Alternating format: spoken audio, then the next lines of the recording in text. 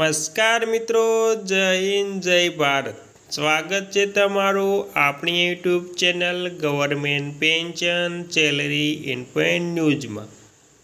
તો મિત્રો, તમે પણ ગુજરાત રાજ્યના વૃદ્ધ પેન્શનર છો તો તમારા માટે સૌથી મોટા ખુશખબર સામે આવ્યા છે। અને મિત્રો, વૃદ્ધ પેન્શનરો માટે જે નવા નિયમ છે તેમાં ગુજરાત પેન્શનરો માટે નવા નિયમ 2026। વૃદ્ધ પેન્શનરોએ પેન્શન લેવા જતાં પહેલાં આ નિયમ ખાસ જાણી લેવા જોઈશે।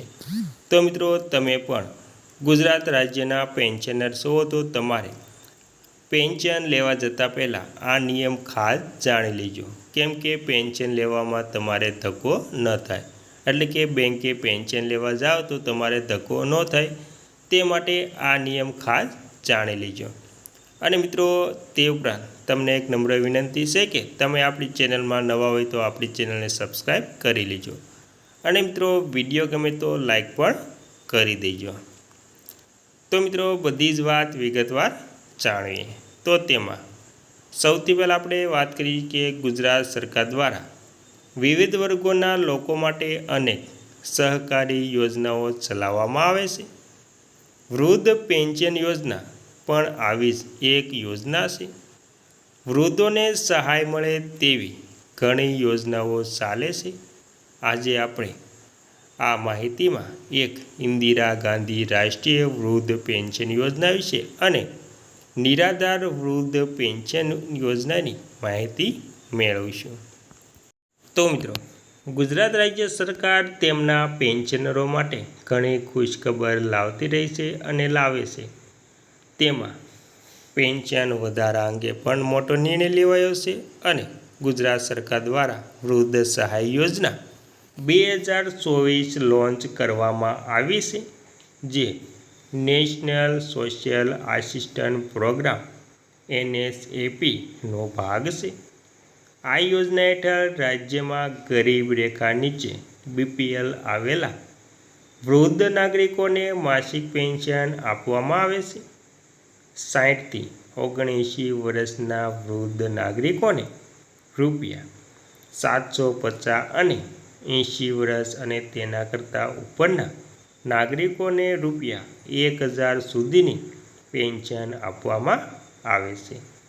અને આ યોજના ઇન્દિરા ગાંધી વૃદ્ધાવસ્થા પેન્શન યોજના હેઠળ કાર્યરત છે મિત્રો।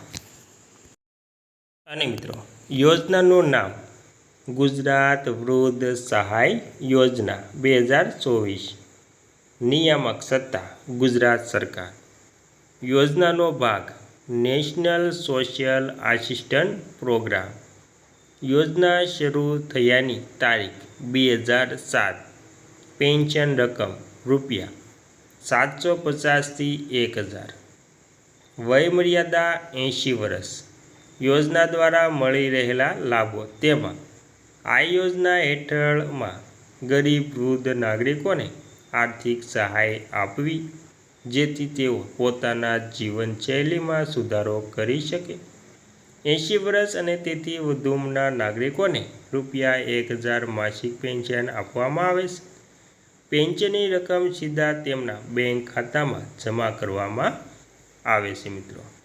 અને ત્યારબાદ આવશ્યક દસ્તાવેજોની વાત કરીએ તો તેમાં વૃદ્ધ પેન્શન યોજના માટે ઓનલાઈન અરજી કરતી વખતે નીચેના દસ્તાવેજોની જરૂર પડે છે। તેમાં ઉંમરનું પ્રમાણપત્ર, એટલે કે સ્કૂલ લિવિંગ સર્ટિફિકેટ અથવા ડૉક્ટરનું પ્રમાણપત્ર, ત્યારબાદ આધાર કાર્ડ, BPL પ્રમાણપત્ર અને રહેઠાણનું પ્રમાણપત્ર। તો મિત્રો, એટલા દસ્તાવેજો ખૂબ જ જરૂરી હોય છે। ત્યારબાદ મિત્રો, આપણે વાત કરીશું કે તેમાં બેંક ખાતું અથવા તો પોસ્ટ ઓફિસ ખાતું યોજનાના લાભો 60 વર્ષથી વધુ ઉંમરના BPL પરિવારોના નાગરિકોને માસિક પેન્શન આપે છે। આર્થિક સહાય આપીને વૃદ્ધ નાગરિકોને જીવનના અંતિમ સમયમાં આર્થિક સ્થિરતા પૂરી પાડે છે। ગુજરાતની મોટી વૃદ્ધ વસ્તી માટે આ યોજના ગરીબી ઘટાડવા મદદરૂપ કરે છે। અને 80 વર્ષ કે તેથી વધુ ઉંમરના નાગરિકોને ₹1000 સુધીની પેન્શન મળી રહેશે।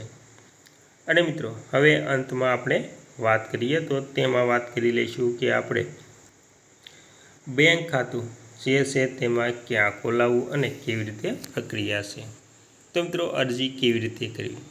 સત્તાવાર વેબસાઇટ ખોલો, અરજી ફોર્મ શોધો અને ડાઉનલોડ કરો, જરૂરી માહિતી ભરો અને દસ્તાવેજો જોડો, ફોર્મને તાલુકા મામલતદાર કચેરીમાં જમા કરો।